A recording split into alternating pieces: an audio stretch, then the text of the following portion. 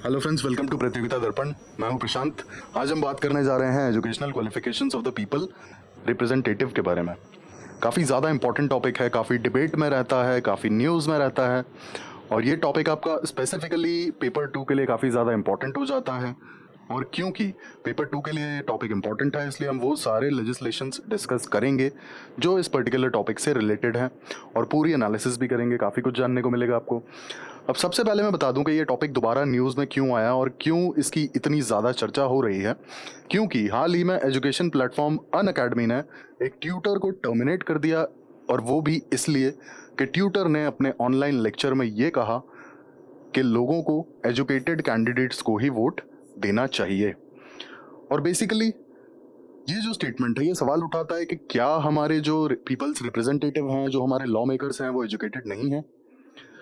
तो basically politicians की जो एजुकेशन है, आज हम उस पर बात करने जा रहे हैं। आप ये द हिंदू का आर्टिकल देख सकते हैं। अनअकैडमी के ट्यूटर करण सांगवान ने ये रिमार्क दिया था basically that people should vote for educated candidates. इसके पहले एक बॉलीवुड सेलिब्रिटी ने भी नेताओं को कुछ अनएजुकेटेड इलिटरेट कुछ कहा था, तो वो भी चीज़ काफ़ी न्यूज़ में रही थी। अब यहाँ पर आप एक इंडिया टुडे का आर्टिकल देख सकते हैं, और ये आर्टिकल हाल फिलहाल ये बताता है कि लोकसभा के जो मेंबर ऑफ पार्लियामेंट्स हैं, सारे मेंबर्स में से 394 मेंबर्स के पास में ग्रेजुएशन की डिग्री है, यानी कि वो ग्रेजुएट हैं। तो बेसिकली जो एजुकेशन से रिलेटेड बात आती है पीपल्स रिप्रेजेंटेटिव की, तो आप इस डेटा से देख सकते हैं कि 394 member of parliaments are basically graduate. इनके पास ग्रेजुएशन की डिग्री है। क्या ये इलिटरेट है? नहीं। आगे हम इलिटरेट या फिर बैरली इलिटरेट का भी डेटा देखेंगे कि कितना है वो। अब बेसिकली ये जो कंट्रोवर्सी है, इस कंट्रोवर्सी ने एक सवाल उठाया है कि क्या हमारे member of parliaments as well as member of legislative assemblies, यानी कि लॉ मेकर्स, एजुकेटेड हैं? उनकी एजुकेशन क्या है? तो जैसा कि हमने मेंबर ऑफ पार्लियामेंट्स के केस में डेटा देखा, आगे हम मेंबर ऑफ लेजिस्लेटिव असेंबलीज के केस में भी डेटा देखेंगे और पूरा एनालिसिस करेंगे। ठीक है। अब सबसे पहले लोकसभा की अगर बात करें, तो मेंबर ऑफ पार्लियामेंट अगर लोकसभा में देखे जाए तो 394 यानी कि लगभग 72% of the member of parliaments in Lok Sabha are graduate. मतलब इनके पास ग्रेजुएशन की डिग्री है। अब आप देखिए कि 72% आर ग्रेजुएट। ठीक है। Small proportion less than 0.05 are classified as illiterate or just literate or barely literate, यानी कि 0.5% से भी कम वो मेंबर ऑफ पार्लियामेंट्स हैं जो शायद या तो इलिटरेट हैं या फिर barely literate हैं। ठीक है। तो बेसिकली इन दो डेटा के हिसाब से अगर देखा जाए तो हम ये अज्यूम कर सकते हैं कि हमारे मेजॉरिटी मेंबर ऑफ पार्लियामेंट्स तो लिटरेट हैं, ग्रेजुएट हैं। तो यहाँ पे ग्रेजुएट की बात या फिर एजुकेटेड की बात तो आती ही नहीं है। ठीक है, कि एजुकेटेड नहीं है हमारे मेंबर ऑफ पार्लियामेंट्स। इसके बाद मेंबर ऑफ लेजिस्लेटिव असेंबलीज की अगर बात की जाए तो मेंबर ऑफ लेजिस्लेटिव असेंबलीज में भी काफी लोग ग्रेजुएट हैं। ठीक है। और in fact MLAs as well as MPs की कुछ ऐसी भी तादाद है जिनके पास पोस्ट ग्रेजुएशन या फिर डॉक्टरेट यानी कि पीएचडी की डिग्रीज हैं। अब आप सोचिए कि यहाँ पर एजुकेटेड कैंडिडेट्स को आपने वोट तो ऑब्वियस सी बात है कि दिया है, तभी तो ये लोग वहां पर हैं। और अपना नॉमिनेशन फाइल करने से पहले इन लोगों ने अपनी डिग्रियां तो दिखाई है ना। ऐसा तो नहीं है कि after like they got elected उनके पास सडनली डिग्री आ जाती है। तो बात यहाँ पर ये है कि ये लोग ऑलरेडी एजुकेटेड हैं, इनके पास में डिग्रीज हैं बेसिकली। और जो बात हम कर रहे थे कि जो हमारे पीपल्स रिप्रेजेंटेटिव हैं, उनके एजुकेशन का लेवल अगर देखा जाए तो specifically if we talk about member of parliament of Lok Sabha, majority of them are having their graduation degrees. इसके बाद एमएलएस की अगर बात की जाए तो मेंबर ऑफ लेजिस्लेटिव असेंबलीज में Himachal Pradesh, Uttar Pradesh as well as Chhattisgarh, इन तीन स्टेट्स की अगर बात करें तो यहाँ पर highest number of graduate MLAs हैं। Highest number of the graduate MLAs सारे स्टेट्स को अगर हम कंपेयर करेंगे तो। और गुजरात, महाराष्ट्र और पंजाब के जो एमएलएस हैं, इन तीन लेजिस्लेटिव असेंबलीज में लोएस्ट एमएलएस हैं विद द ग्रेजुएशन डिग्रीज। अब ट्रेंड्स की अगर बात करें तो ट्रेंड्स बेसिकली ऐसा देखा गया है कि पिछले कुछ डिकेड्स में ग्रेजुएट एमएलएस का जो प्रोपोर्शन है वो बढ़ता चला जा रहा है। एक राइजिंग ट्रेंड देखा गया है। मतलब यहाँ पर मतलब साफ है कि ग्रेजुएट एमएलएस जो हैं लेजिस्लेटिव असेंबलीज में बढ़ते जा रहे हैं, और जो इलिटरेट या फिर बैरली लिटरेट एमएलएस हैं वो लेजिस्लेटिव असेंबलीज में मोस्ट ऑफ द स्टेट्स में कम होते जा रहे हैं कंपैरेटिवली। ठीक है। अब यहाँ पर एक इशू ये है कि स्टेट वाइज जो डेटा है ना एमएलएस की एजुकेशन वगैरह का, वो हाल फिलहाल में प्रॉपर तरीके से अवेलेबल नहीं है। अब कॉन्स्टिट्यूशनल प्रोविजन की अगर बात करें तो यहाँ पर सीधी बात है कि अगर कॉन्स्टिट्यूशन में ऐसा कोई प्रोविजन दिया गया होता, ऐसा कोई प्रोविजन होता कि अगर कोई कैंडिडेट इलिटरेट है या फिर किसी तरह की फॉर्मल एजुकेशन नहीं है या फिर डिग्रीज नहीं है, तो वो इलेक्शंस में पार्टिसिपेट नहीं कर सकते, अपना नॉमिनेशन फाइल नहीं कर सकते। अगर ऐसा कोई प्रोविजन होता तो ऑब्वियस सी बात है कि हम इलिटरेट या फिर barely literate member of parliament as well as member of legislative assemblies को नहीं देख रहे होते। अब क्योंकि वो वहां पर हैं, इसका मतलब है कि कॉन्स्टिट्यूशन में एजुकेशन रिलेटेड तो कोई क्राइटेरिया नहीं है, तो बेसिकली कुछ तो क्राइटेरिया होगा। कौन कौन से वो क्राइटेरिया हैं, क्योंकि बिना एलिजिबिलिटी क्राइटेरिया के तो इलेक्शन में कोई पार्टिसिपेट नहीं कर सकता ना, कुछ तो क्राइटेरिया होगा। अब ऑब्वियस सी बात है, क्योंकि illiterate MPs as well as MLAs भी हैं एक सर्टेन प्रोपोर्शन, हालांकि वो भले ही बेयर मिनिमम हो, लेकिन अगर वो है, इसका मतलब साफ है कि एजुकेशन रिलेटेड कोई भी क्राइटेरिया नहीं है। तो अब ये सारे क्राइटेरियाज प्रोवाइडेड कहां पर हैं? ये सारे क्राइटेरियाज जो हैं ये प्रोवाइडेड हैं representation of the people's act 1951 में। यहाँ पर एलिजिबिलिटी क्राइटेरिया प्रोवाइडेड है कि एक कैंडिडेट अगर जिसे इलेक्शन में खड़ा होना है, अपना नॉमिनेशन फाइल करना है, तो क्या क्या क्राइटेरिया होना चाहिए उनके लिए to make them eligible to file their nomination for elections. ठीक है। अब आरपीए 1951 की एक बात और है कि यहाँ पर एलिजिबिलिटी क्राइटेरिया है, qualification as well as disqualification के भी प्रोविजंस प्रोवाइडेड है। ठीक है, जो भी पीपल्स रिप्रेजेंटेटिव के लिए प्रोविजंस चाहिए, क्वालिफिकेशन के लिए, डिसक्वालिफिकेशन के लिए, आगे हम डिसक्वालिफिकेशन के भी प्रोविजंस डिस्कस करेंगे। बट हाल फिलहाल में क्योंकि हम एलिजिबिलिटी क्राइटेरिया की बात कर रहे हैं, तो यहाँ पर हम क्वालिफिकेशंस की बात करेंगे कि कौन कौन से क्वालिफिकेशंस या फिर एलिजिबिलिटी क्राइटेरिया प्रोवाइडेड है representation of the people's act 1951 में। सबसे पहला क्राइटेरिया आता है कि candidate should be a resident of a country or a particular area or state from where he wants to participate। ठीक है। अब बेसिकली यहाँ पर सीधी बात है कि वो या तो इंडियन होने चाहिए, या फिर किसी पर्टिकुलर स्टेट के लिए अगर वो फाइट कर रहे हैं, या फिर पंचायती राज इलेक्शंस के लिए अगर फाइट कर रहे हैं, तो वो एक सर्टेन एरिया या स्टेट की बात की जाएगी वहां पर। ठीक है। इसके बाद दूसरा जो क्राइटेरिया आता है वो एज क्राइटेरिया है। एज क्राइटेरिया है not less than 25 years of age. अब बेसिकली ये 25 ईयर्स ऑफ एज जो है ना, ये आपका लेजिस्लेटिव असेंबलीज के लिए भी है एज वेल एज पंचायती राज इंस्टीट्यूशंस के लिए भी है। और तीसरा जो क्राइटेरिया है वो ये है not holding any office of profit. Office of profit basically आप किसी तरह का गवर्नमेंट जॉब या फिर होता है ना गवर्नमेंट रेम्यूनरेशन अगर आप ले रहे हैं, कोई ऑफिस ऑफ प्रॉफिट है, तो आपको वो छोड़ना पड़ेगा। ठीक है। अदरवाइज आप मेंबर ऑफ पार्लियामेंट या फिर मेंबर ऑफ लेजिस्लेटिव असेंबली के लिए पार्टिसिपेट नहीं कर सकते। अब इसके बाद आता है कि एजुकेशनल क्राइटेरिया यहाँ पर स्पेसिफिकली कोई प्रोवाइडेड है नहीं, जैसा कि हमने बात की थी, क्योंकि अगर एजुकेशनल क्वालिफिकेशन यहाँ पर मेंशन्ड होते तो ऑब्वियस सी बात है कि जो हमने देखा कि एक सर्टेन प्रपोर्शन जो कि शायद 0.5% से भी कम है, ये certain proportion member of parliaments का इलिटरेट नहीं होता। क्योंकि ये इलिटरेट है या बैरली इलिटरेट है, इसका मतलब है कि एजुकेशनल क्वालिफिकेशंस नहीं प्रोवाइडेड है आरपीए 1951 में। अब यहाँ पर जो डिबेट है, बेसिकली ये डिबेट क्या है? ये डिबेट जैसा कि मैंने आपको शुरुआत में बताया था कि एक सर्टेन डिबेट होती है, जो पीपल्स रिप्रेजेंटेटिव्स हैं उनके लिए एक सर्टेन डिबेट होती है कि क्या एजुकेशनल क्वालिफिकेशन उनके लिए मैंडेटरी होनी चाहिए, या फिर एजुकेशनल क्वालिफिकेशन का कोई क्राइटेरिया आरपीए में यानी कि people representation of people's act में होना चाहिए या नहीं होना चाहिए। ठीक है। तो सबसे पहले हम देखेंगे कि क्या जरूरत है कि एजुकेशनल क्वालिफिकेशन का कोई criteria representation of people's act में प्रोवाइड किया जाए, इसकी क्या जरूरत है और क्यों होना चाहिए ये क्राइटेरिया, कि हमारे जो पीपल्स रिप्रेजेंटेटिव हैं वो एक सर्टेन एजुकेशन के बाद ही एंटर करें। ठीक है। जैसे आप देखेंगे कि कुछ सर्टेन स्टेट्स में पंचायती राज इंस्टीट्यूट्स का अगर देखा जाए तो 10th पास या फिर 12th पास मैंडेटरी किया हुआ है। ठीक है। तो क्या सेम केस जो है आपका member of parliament as well as member of legislative assemblies के लिए भी हो सकता है? तो वो हम बात करने जा रहे हैं। सबसे पहले हम आर्ग्यू करेंगे फेवर में कि क्यों एजुकेशनल क्राइटेरिया पीपल्स रिप्रेजेंटेटिव्स के लिए यानी कि पॉलिटिशियंस के लिए या फिर लॉ मेकर्स के लिए होना चाहिए। ठीक है।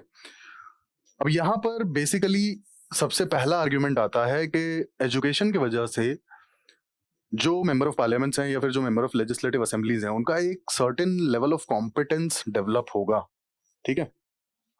और ये चीज हम उनके एजुकेशन के बेसिस पे इंश्योर कर सकते हैं। ऐसा नहीं है कि अगर कोई इलिटरेट है तो वो कॉम्पिटेंट नहीं है, लेकिन हाँ हम ये मान सकते हैं कि अगर एजुकेटेड है तो एक सर्टेन लेवल ऑफ कॉम्पिटेंस होना ही चाहिए। ठीक है। इसके बाद आपका एनालिटिकल स्किल्स थोड़ी सी बेटर होंगी अगर एजुकेटेड होंगे तो।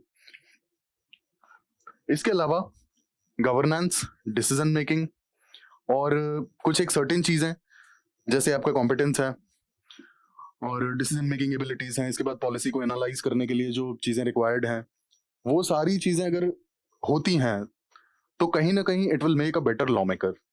ठीक है, आप सोचिए, आप कंपेयर अगर हम यहाँ करें बेसिकली कि अगर कोई मेंबर ऑफ पार्लियामेंट है और उनके पास में पोस्ट ग्रेजुएशन की डिग्री है और एक मेंबर ऑफ पार्लियामेंट है जो कि इलिटरेट है, तो बेसिकली हम ये इंश्योर कर सकते हैं कि जो मेंबर ऑफ पार्लियामेंट जिनके पास में पोस्ट ग्रेजुएशन की डिग्री है, शायद उनकी एनालिटिकल स्किल्स उस मेंबर ऑफ पार्लियामेंट से बेटर होंगे जो कि इलिटरेट है।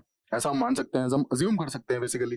ठीक है, और इसका रीजन के एजुकेशन के साथ में कहीं ना कहीं आपका थॉट प्रोसेस थोड़ा सा बदलता है, थोड़े से आपके जो एनालिटिकल स्किल्स हैं वो इंप्रूव होते हैं, एक basic level of competence develop होता है। ठीक है, तो इसीलिए एजुकेशनल क्वालिफिकेशंस का क्राइटेरिया का फेवर किया जाता है कि एजुकेशनल क्राइटेरिया क्यों होना चाहिए। इसके अलावा इस डिबेट में अपोजिशन ज्यादा हैवी है।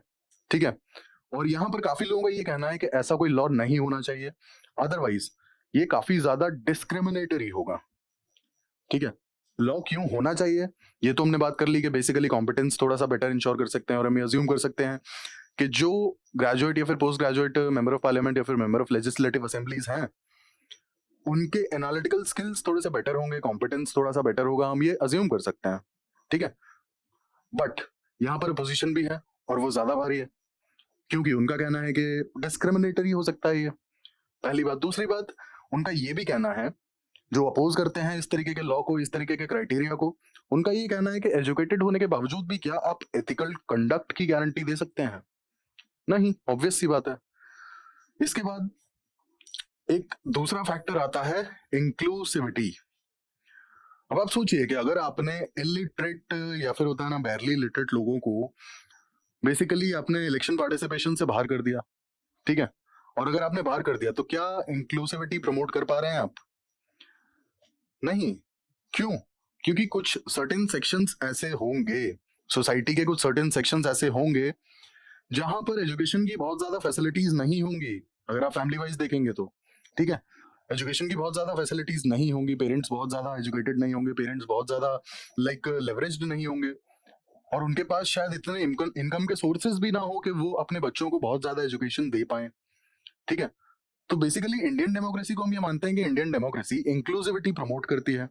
ठीक है, और इंक्लूसिविटी प्रमोट करने के लिए हम इस तरीके के क्राइटेरियाज को नहीं लेकर आ सकते, क्योंकि क्योंकि जो लोअर मिडिल क्लास है, जो पुअर क्लास फैमिलीज से जो लोग आते हैं और पॉलिटिक्स में इतना अच्छा काम करके ऊपर चले जाते हैं, फिर उन लोगों के लिए तो ये दरवाजे बंद हो जाएंगे ना। पीपल्स रिप्रेजेंटेटिव का मतलब ही है कि लोग उन्हें चुनते हैं, लोग उन्हें इलेक्ट करते हैं। आप एजुकेशन क्राइटेरिया की वजह से उन लोगों को हटा नहीं सकते। अगर किसी बंदे का सोशल वर्क का एक्सपीरियंस बहुत अच्छा है, ठीक है, किसी पर्टिकुलर इंडिविजुअल का सोशल वर्क का एक्सपीरियंस बहुत अच्छा है, और सोशल वर्क के एक्सपीरियंस के साथ में अगर वो इंसान, वो individual member of legislative assembly के इलेक्शंस के लिए या फिर लोकल इलेक्शंस के लिए, पीआरए इलेक्शंस के लिए अगर वो फाइट करना चाहता है, वो नॉमिनेशन फाइल करना चाहता है, तो एजुकेशन क्राइटेरिया की वजह से तो उस बंदे के लिए रास्ते बंद हो जाएंगे ना यहाँ पर सारे, क्योंकि वो पर्टिकुलर इंडिविजुअल एजुकेटेड नहीं है, ग्रेजुएट नहीं है, लेकिन सोशल वर्क में एक्सपीरियंस बहुत अच्छा है। तो जिस इंडिविजुअल का सोशल वर्क में एक्सपीरियंस बहुत अच्छा है, फॉर श्योर वो सोसाइटी के बारे में थोड़ा सा जानते हैं, उन्हें सोसाइटी की नीड्स पता है। ठीक है, तो अगर ये लॉ मेकर बनते हैं तो ये शायद बेटर काम कर पाएंगे, हम ऐसा अज्यूम कर सकते हैं यहाँ पर। ठीक है, इसके बाद इंडिया की अगर डेमोग्राफी की बात की जाए तो इंडिया की डेमोग्राफी काफी ज्यादा डाइवर्स है। ठीक है, सोशो इकोनॉमिक कंडीशंस भी बहुत ज्यादा डिफरेंट हैं। अगर आप दूसरे तरीके से देखें तो बेसिकली सोशो इकोनॉमिक जो डिफरेंसेस हैं, socio economic differences basically income के केस में भी बहुत ज्यादा होते हैं। ठीक है, इसके बाद एजुकेशन के केस में भी बहुत ज्यादा है। एजुकेशन के केस में आप लिटरेसी की अगर बात करते हैं तो इंडिया में भले ही 70% से ज्यादा लिटरेसी है, ठीक है, लेकिन यहाँ पर एक बात जो नोटिस करने वाली है वो ये है कि लिटरेट की अगर आप डेफिनेशन देखेंगे ना सेंसस में तो वो बहुत ही डाइसी है। If you can read and right in any of the language and if your age is like above 7 years तो आपको लिटरेट में काउंट किया जाता है। ठीक है, हम जो इंडिया की लिटरेसी है बेसिकली जो 74% आई गेस, तो 74% लिटरेसी को हम ये नहीं मान सकते कि ये वो लोग हैं जिनके पास ग्रेजुएशन की डिग्रीज हैं या फिर फॉर्मल एजुकेशन है। ये वो लोग हैं जो बेसिकली किसी भी एक सर्टेन लैंग्वेज में पढ़ना लिखना जानते हैं, दैट्स इट। ठीक है, और क्राइटेरिया मैंने आपको बता दिया कि किसी भी एक सर्टेन लैंग्वेज में पढ़ना लिखना आता हो और एज जो है 7 ईयर से ऊपर हो। तो बेसिकली सोशियो इकोनॉमिक डिस्पैरिटीज इस कारण से बहुत ज्यादा है। एजुकेशन में भी अगर आप देखेंगे तो बहुत ही ज्यादा डिस्पैरिटीज हैं, है ना। और स्पेसिफिकली अगर हम लिटरेसी की बात करें तो मेल और फीमेल का भी काफी बड़ा गैप है यहाँ पे, male literacy as well as female literacy का। तो इस हिसाब से अगर हम एजुकेशन का क्राइटेरिया लाते हैं तो आप ये सोचिए कि हम मेजोरिटी फीमेल्स को तो डायरेक्टली बाहर निकाल देंगे, हम मेजोरिटी फीमेल्स को तो डायरेक्टली बाहर निकाल देंगे इलेक्शन के प्रोसेस से। ठीक है, they can not participate election process. वो ना अपना नॉमिनेशन फाइल कर पाएंगी, ना ही अगर उन्हें लॉ मेकर बनना है, और अगर उनका सोशल वर्क का काफी अच्छा एक्सपीरियंस है और अगर वो लॉ मेकर बन के और सोसाइटी के लिए काम करना चाहती हैं तो वो भी नहीं कर पाएंगे, क्योंकि यहाँ पर तो एजुकेशन का क्राइटेरिया आ गया। ठीक है, तो बस यही रीजन है कि बेसिकली इंक्लूसिविटी जो है ये प्रमोट नहीं होती है। इसके बाद जो मार्जिनलाइज्ड ग्रुप्स हैं, basically marginalized groups as an जो पुअर क्लास हैं, जो मतलब काफी गरीबी में पले बड़े लेकिन उन्हें काम करना चाहते हैं समाज के लिए, सोसाइटी के लिए। तो अब क्योंकि फॉर्मल एजुकेशन नहीं है और क्योंकि सोशो इकोनॉमिक कंडीशंस अच्छी नहीं थी, मार्जिनलाइज थे, ठीक है, किसी तरह का डिस्क्रिमिनेशन फेस किया, लेकिन स्टिल वो सोसाइटी के लिए अगर काम करना चाहते हैं तो उन्हें तो सीधे सीधे एक्सक्लूड कर दिया जाएगा। इसके बाद लिटरेसी का जो हमने गैप देखा था कि फीमेल और मेल लिटरेसी का गैप बहुत ज्यादा है, in that case also like many females will be excluded. तो ये बेसिकली एजुकेशनल क्राइटेरिया की वजह से जो मार्जिनलाइज्ड ग्रुप्स हैं, जो वल्नरेबल ग्रुप्स हैं, इंक्लूडिंग फीमेल्स, इंक्लूडिंग वुमेन्स, तो वो भी कहीं ना कहीं एक्सक्लूड हो जाएंगे इस प्रोसेस से। ठीक है, और पीपल्स रिप्रेजेंटेटिव की बात तो वही हो जाती है ना, जैसे मैंने आपको बताया कि पीपल्स रिप्रेजेंटेटिव का यहाँ पे मतलब है कि लोग उन्हें चूज करेंगे, people want them to be the representatives. ठीक है, इसके बाद अगला जो यहाँ पर कंसर्न है वो ये है कि legislative assemblies as well as parliament में एलिटिसिज्म प्रमोट किया जाएगा। इसका मतलब है कि वहां पर एजुकेटेड और कहना चाहिए कि काफी ज्यादा एलिट क्लास ही पहुंच पाएगा। ठीक है, क्योंकि हम ये मान सकते हैं कि जो एलिट क्लास है वो ही कहीं ना कहीं बहुत ज्यादा हायर एजुकेशन और बहुत बेटर हायर एजुकेशन अफोर्ड कर सकते हैं। तो स्पेसिफिकली अगर हम हायर एजुकेशन का क्राइटेरिया लगाते हैं तब तो हम एलिटिज्म को ही प्रमोट करेंगे। ठीक है, बट अगेन फिर बात वही हो जाती है कि डेमोक्रेसी का मतलब क्या है, डेमोक्रेसी का एसेंस क्या है, कि people are having the rights to choose the representatives. लोग ही तो वोट देते हैं ना। इसके बाद एजुकेशनल क्वालिफिकेशंस शायद competence as well as better analytical skills को इंश्योर कर सकते हैं। हम ऐसा मान लेते हैं कि कॉम्पिटेंस बेटर होगा as well as analytical skills भी बेटर होंगे, लेकिन क्या ethical conduct, dedication, public service as well as people's needs को समझने की एबिलिटी, ये सारी चीजें इंश्योर की जा सकती हैं? क्या हम ऐसा मान लेंगे कि अगर कोई कैंडिडेट एजुकेटेड है तो उसका कंडक्ट एथिकली होगा, या फिर वो बहुत डेडिकेशन के साथ में पब्लिक सर्विस में उतरेगा, या फिर उस पर्टिकुलर लॉ मेकर का एक ऐसा थॉट प्रोसेस होगा कि पीपल्स या फिर मतलब जो कॉन्स्टिट्यूएंसी के लोग हैं उनकी नीड्स को वो समझ पाए? क्या ऐसा जरूरी है? नहीं। एजुकेशन के बाद, एजुकेशन होने के बाद अगर हम ये क्राइटेरिया बेसिकली लगा भी देते हैं और हम एजुकेटेड कैंडिडेट्स को ही आगे आने देते हैं, तब भी हम ये सारी चीजें इंश्योर नहीं कर सकते कि जो इलेक्टेड कैंडिडेट्स हैं वो काफी एथिक्स के साथ में काम करेंगे, काफी डेडिकेशन के साथ में पब्लिक सर्विसेज करेंगे। ठीक है, मतलब पब्लिक सर्वेंट का जो काम है बेसिकली काफी डेडिकेशन वाला काम है। इसके बाद लास्टली कि उनका जो कंडक्ट है वो भी प्रॉपर कंडक्ट इंश्योर नहीं किया जा सकता, और शायद वो अपनी कॉन्स्टिट्यूएंसी के लोगों की प्रॉपर नीड्स को भी ना समझ पाए एजुकेशन होने के बावजूद भी। जैसा कि मैंने आपको एग्जांपल दिया था कि एक इंडिविजुअल है जिनका सोशल वर्क में काफी ज्यादा अच्छा एक्सपीरियंस है, और वहीं दूसरे इंडिविजुअल हैं जो शायद एजुकेटेड हैं। ठीक है, जो एजुकेटेड है, इनके पास पोस्ट ग्रेजुएशन की डिग्री है, लेकिन अगर हमने एजुकेशन का क्राइटेरिया लगा दिया तो हम ये सोशल वर्क वाले इंडिविजुअल को तो सीधे एक्सक्लूड कर देंगे क्योंकि ये एजुकेटेड नहीं है। ठीक है, और हमने जो एजुकेटेड इंडिविजुअल्स है उन्हीं को आगे आने दिया, जबकि शायद हो सकता है कि इनके पास में सोशल वर्क का कोई एक्सपीरियंस हो ही ना, सोसाइटी का कोई एक्सपीरियंस हो ही ना।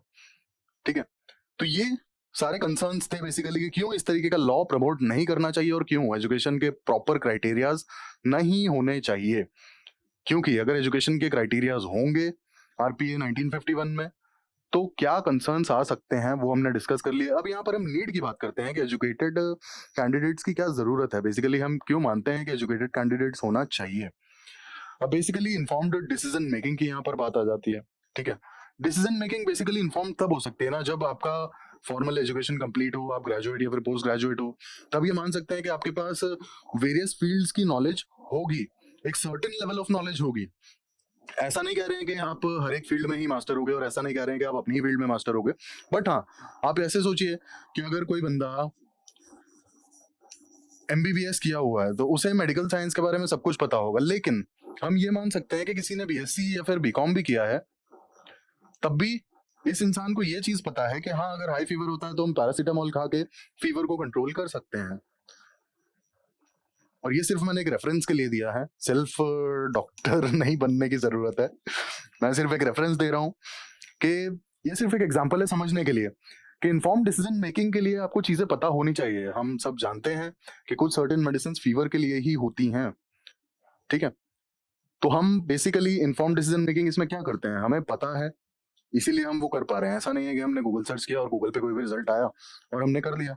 दूसरा एग्जाम्पल मैं आपको ऐसे देता हूँ कि कोई मैथ्स में पीएचडी हो, ठीक है, कोई मैथ्स में पीएचडी हो, लेकिन इसके बावजूद भी अगर किसी ने 11th-12th तक मैथमेटिक्स पढ़ी है, चाहे उन्होंने उसके बाद में एमबीए किया हो या फिर चाहे उन्होंने उसके बाद में बीटेक किया हो, बट कहीं ना कहीं मैथ्स पीएचडी में जो चीजें पढ़ाई जाती हैं वो शायद अलग होंगी, लेकिन इन लोगों को भी तो एक सर्टेन बेसिक मैथमेटिक्स का आइडिया होता है, ठीक है।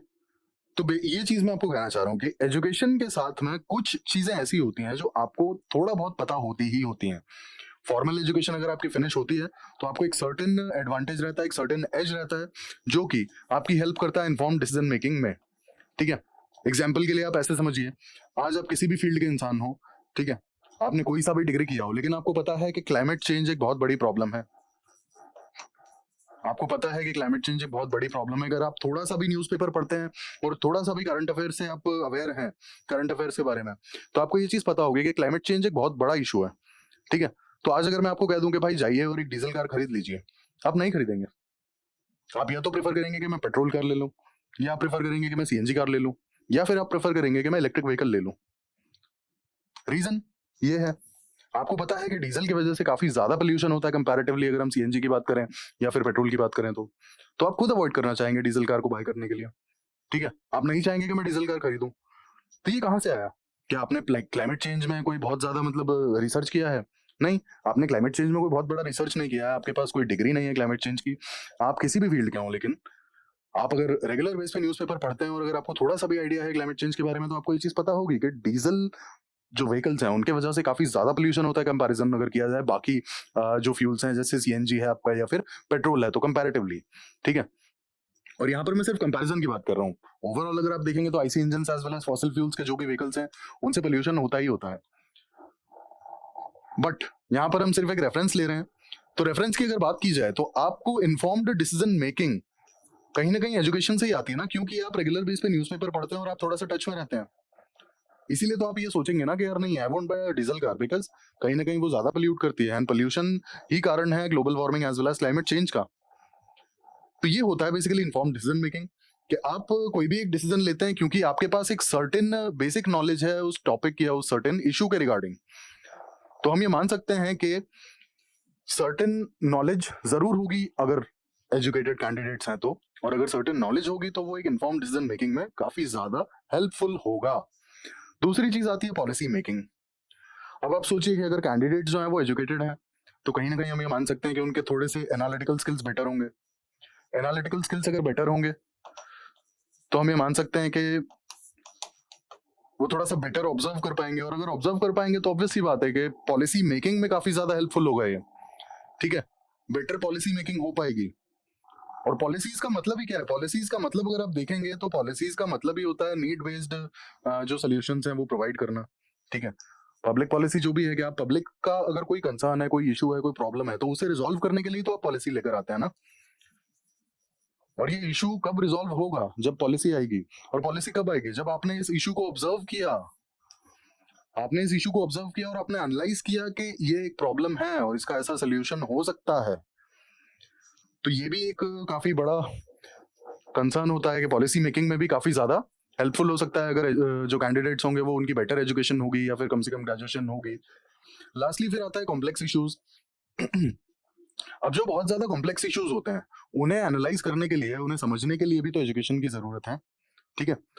अब जैसे अगर आप किसी जो बहुत ही ज़्यादा अनएजुकेटेड या फिर बहुत ही ज़्यादा मतलब किसी का इंटरेस्ट है ही नहीं नॉलेज से रिलेटेड, आप उनके सामने अगर एग्जाम्पल के लिए क्लाइमेट चेंज की बात करेंगे तो शायद उन्हें ना इसके बारे में नॉलेज होगी और ना ही आप समझा सकते हैं, भले ही आपको डिटेल में चीज़ें पता हो कि क्लाइमेट चेंज होता क्या है, लेकिन आप उन्हें नहीं समझा पाएंगे। क्यों? क्योंकि उनके लिए ये बहुत ज़्यादा कॉम्प्लेक्स इशू है और क्योंकि उनका एक सर्टेन बेसिक नॉलेज नहीं है उनके पास, एक बेसिक एजुकेशन नहीं है उनके पास, फॉर्मल एजुकेशन उनका खत्म नहीं हुआ, तो आप उन्हें समझा नहीं पाएंगे कि क्लाइमेट चेंज हो कैसे रहा है, क्या इसका रीजन है, ठीक है, क्यों ग्लोबल वार्मिंग के वजह से क्लाइमेट चेंज हो रहा है और ग्लोबल वार्मिंग के पीछे क्या रीजंस हैं, कैसे जो पोल्यूशन है या फिर कहना चाहिए कि ग्रीन हाउस गैसेज हैं ये ग्लोबल वार्मिंग के लिए रिस्पॉन्सिबल है और कैसे ग्लोबल वार्मिंग रिस्पॉन्सिबल है क्लाइमेट चेंज के लिए।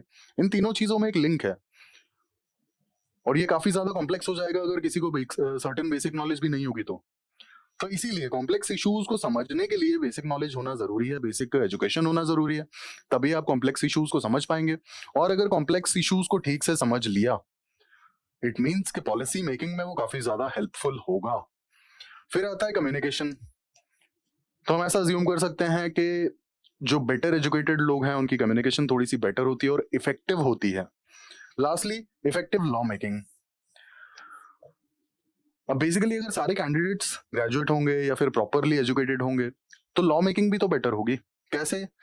जो पॉलिसी मेकर्स हैं या जो लॉ मेकर्स हैं बेसिकली, या फिर जो रूलिंग पार्टी है, रूलिंग पार्टी एक सर्टेन इशू को एनालाइज करेगी और उसके लिए पॉलिसी लेकर आएगी, और ऑपोजिशन जो है, ऑपोजिशन रूलिंग पार्टी को अपोज कर सकती है उस पर्टिकुलर पॉलिसी में अगर कुछ खामियां हैं तो उसके लिए। बट अब देखिए, पॉलिसी लाने के लिए भी और उसे अपोज करने के लिए भी जो बेसिक नॉलेज रिक्वायर्ड है वो तो सभी के पास होनी चाहिए ना। अगर सभी लोग प्रॉपरली एजुकेटेड होंगे, चाहे वो अपोजिशन के मेंबर्स हों चाहे वो रूलिंग पार्टी के मेंबर्स हों, तो ऑब्वियस सी बात है कि एक अच्छी पॉलिसी आएगी, उस अच्छी पॉलिसी को अपोज भी किया जाएगा जिससे कि उसमें जो शॉर्टकमिंग्स हैं, जो खामियां हैं, उन्हें भी दूर किया जा सके। तो आप सोचिए कि अगर इस तरीके की जो भी शॉर्टकमिंग्स हैं वो दूर कर दी जाती हैं तो लॉ मेकिंग ऑब्वियस सी बात है कि काफी ज्यादा इफेक्टिव होगी, है ना, काफी ज्यादा इफेक्टिव होगी, बहुत अच्छे रिजल्ट हमें देखने को मिल सकते हैं। तो ये हमने बात की एजुकेशन के बारे में, education of the law makers या फिर पीपल्स रिप्रेजेंटेटिव्स। क्राइटेरिया हमने डिस्कस किए कि क्या क्या क्राइटेरिया प्रोवाइडेड है आरपीए 1951 में, ठीक है। और हमने बेसिक डिबेट के बारे में बात की कि क्यों कुछ लोगों का कहना है कि पॉलिसी मेकर्स या फिर आपके पीपल्स रिप्रेजेंटेटिव्स के लिए एक सर्टेन एजुकेशन का क्राइटेरिया होना चाहिए, और क्यों कुछ लोग इसको अपोज करते हैं कि ऐसा कोई क्राइटेरिया नहीं होना चाहिए। और हमने ये भी बात की कि एजुकेटेड कैंडिडेट्स बेसिकली क्यों रिक्वायर्ड हो सकते हैं, क्या मतलब बेनिफिट्स होंगे अगर हमारे जो मेंबर ऑफ पार्लियामेंट्स हैं या फिर मेंबर ऑफ लेजिस्लेटिव असेंबलीज जो है ये बेटर एजुकेटेड होंगे। तो ये थी हमारी आज की डिस्कशन। अब हम डिस्कस करेंगे एक प्रीवियस ईयर क्वेश्चन, पेपर 2 का है, मेंस 2019 का। On what grounds people's representative can be disqualified under the Representation of the Peoples Act 1951? Also mention the remedies available to such person against his disqualification. अब क्योंकि आज हमने representation of people's act के बारे में बात की है और हमने क्वालिफिकेशंस के बारे में बात की है कि क्या क्या क्वालिफिकेशंस या फिर क्या क्या एलिजिबिलिटी क्राइटेरिया आरपीए 1951 में प्रोवाइडेड है, तो हमें डिस्क्वालिफिकेशंस के बारे में भी बात कर लेनी चाहिए। और ये क्योंकि मेंस 2019 में पूछा जा चुका है ऑलरेडी ये क्वेश्चन, तो हम क्वेश्चन का स्ट्रक्चर भी देख लेंगे, क्वेश्चन की डिस्कशन भी हो जाएगी, एज वेल एज हम डिस्क्वालिफिकेशंस के जो क्राइटेरिया हैं वो भी डिस्कस कर लेंगे, क्योंकि हम ऑलरेडी जो एलिजिबिलिटी क्राइटेरिया के जो क्वालिफिकेशंस प्रोवाइडेड हैं आरपीए 1951 में वो हम डिस्कस कर चुके हैं ऑलरेडी। अब रिप्रेजेंटेशन ऑफ पीपल एक्ट 1951 जो है, 1951 में कुछ सर्टेन क्राइटेरियाज प्रोवाइडेड हैं regarding qualifications, disqualifications as well as some other general provisions. ये आपका इंट्रो हो जाएगा। अब दूसरा आपका जो स्टार्टिंग होगा वो आप कीवर्ड से स्टार्ट करेंगे। यहाँ पे कीवर्ड है डिस्क्वालिफाइड, ठीक है। तो जो प्रोविजंस मेंशन्ड है, provisions of disqualifications mentioned in 1950 RPA 1951। इसमें पहला प्रोविजन आता है इलेक्शन ऑफेंस या फिर सर्टेन ऑफेंसेस, है ना। सबसे पहला प्रोविजन आता है इलेक्शन ऑफेंस या फिर सर्टेन करप्ट प्रैक्टिसेस।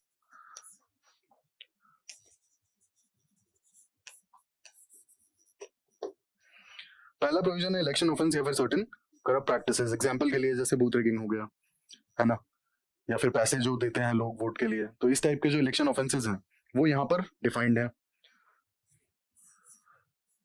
दूसरा आपका आ जाता है conviction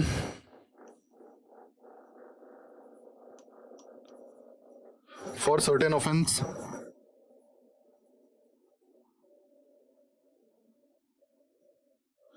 conviction for certain offence, अब यहाँ पे बेसिकली अगर कोई भी इलेक्टेड कैंडिडेट अगर है and if he is convicted, he और she is convicted for any crime which will result in to imprisonment for 2 or more years, मतलब कि अगर उन्हें सजा सुनाई जाती है कोर्ट के द्वारा और अगर उन्हें उस सजा में जेल भी होती है 2 साल या उससे ज्यादा, तब भी उन्हें डिस्क्वालीफाई किया जा सकता है। तो यहाँ पर हमने 2 क्राइटेरिया डिस्कस किए हैं, पहला इलेक्शन ऑफेंस है और करप्ट प्रैक्टिसेस है, दूसरा है कन्विक्शन फॉर सर्टेन ऑफेंसेस। तीसरा क्राइटेरिया है if the candidate is failed to give an account of the election expenses।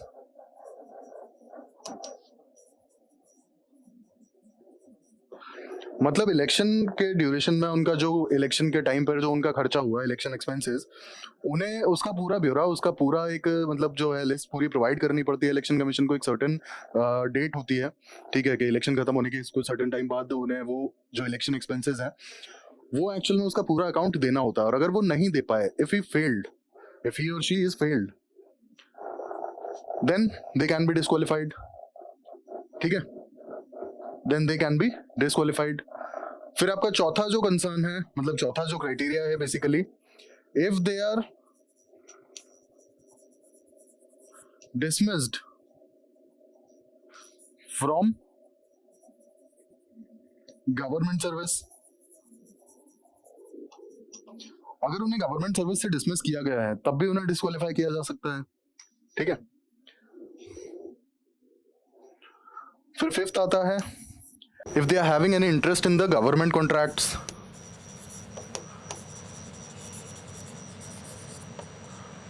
Sixth आता है if they are promoting enmity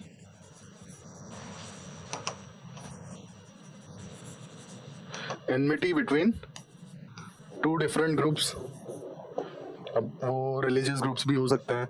फिर साथ में आता है आपका ब्राइबरी का जो ऑफेंस है, ठीक है, and lastly offence of bribery, lastly if they are supporting and practising social crimes.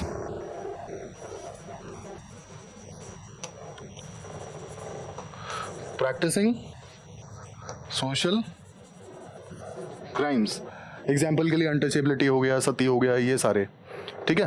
तो अगर वो इस तरीके के जो सोशल क्राइम्स हैं बेसिकली अगर वो प्रैक्टिस करते हैं, सपोर्ट करते हैं, तब भी उन्हें डिस्क्वालीफाई किया जा सकता है। तो ये हमने सारे डिस्क्वालिफिकेशंस के लिए क्राइटेरियाज देखे जो ग्राउंड्स मेंशन्ड है बेसिकली आरपीए 1951 में, ठीक है। इसके बाद हम चलते हैं अपने क्वेश्चन के अगले पार्ट पे। Also mention the remedies available to such person against his disqualification. तो अब रेमेडीज का पार्ट जो है वो हम कवर करेंगे। अब बेसिकली अगर किसी कैंडिडेट को के इलेक्शन को क्वेश्चन करना है, मतलब कि उनका इलेक्शन सही है या नहीं है, इस तरीके का जो भी डाउट है, ये सिर्फ और सिर्फ इलेक्शन पिटीशन से क्वेश्चन किया जा सकता है, ठीक है, इलेक्शन पिटीशन से क्वेश्चन किया जा सकता है। दूसरा, डिस्क्वालिफिकेशन का जो फाइनल अथॉरिटी है ना, वो एमपीज के केस में प्रेसिडेंट है एंड एमएलएज के केस में गवर्नर है। Governor as well as the president are the final authority regarding the disqualification. लेकिन यहाँ पे एक ट्विस्ट है। ट्विस्ट ये है कि president as well as governor ये बेसिकली इलेक्शन कमीशन के एडवाइस को जनरली फॉलो करते हैं। इलेक्शन कमीशन जो एडवाइस देता है रिगार्डिंग डिस्क्वालिफिकेशन, तो president as well as governor को उस एडवाइस के अकॉर्डिंग ही एक्ट करना होता है। इसके अलावा disqualification related power election commission of India के पास में भी हैं, ठीक है। Election commission of India acts as a civil court, और अगर किसी तरह का ऑफेंस होता है तो वो लेजिस्लेटर्स को डिस्क्वालीफाई किया जा सकता है। But election commission of India के हाथ में ये पावर है कि डिस्क्वालिफिकेशन की जो टर्म है उसे रिड्यूस कर दें, ठीक है। ये इलेक्शन कमीशन के डोमेन में है।